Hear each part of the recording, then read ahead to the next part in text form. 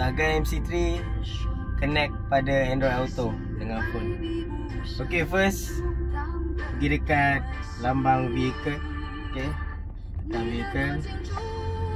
Dekat sini akan keluar setting. Pergi dekat connect. Okay, dekat connect ni make sure Bluetooth ni on. Bluetooth on. Nama Bluetooth Proton MC3 kat sini. Lepas tu pergi dekat handphone, turn on Wi-Fi dengan Bluetooth. Lepas tu cari dekat handphone Proton MC3, connect dengan handphone punya Proton MC3. So dia akan terus pergi pada kita punya phone Android Auto. Okay, contoh. Okay, ni kita punya display lah, display handphone. Kalau kita nak pergi pada WhatsApp boleh. Contoh kita pergi kat WhatsApp. Okay, ni grup sekolah. Kita boleh baca grup sekolah. Tilda Razi said, nak dia keluar ke? Nampak?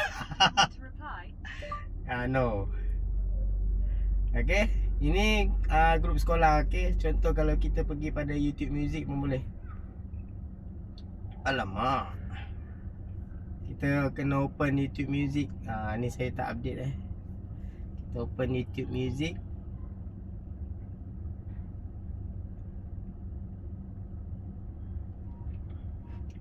Okay, yang ni kita boleh play sambil drive.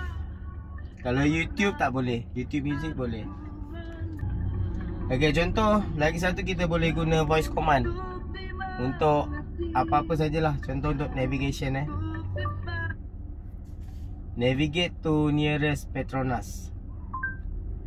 navigating to Petronmuir bypass. Okay, go. Head north on Jalan Sentosa 2 toward Jalan Sentosa 1. So dia boleh perform dua action. Satu YouTube Music, lagi satu navigation.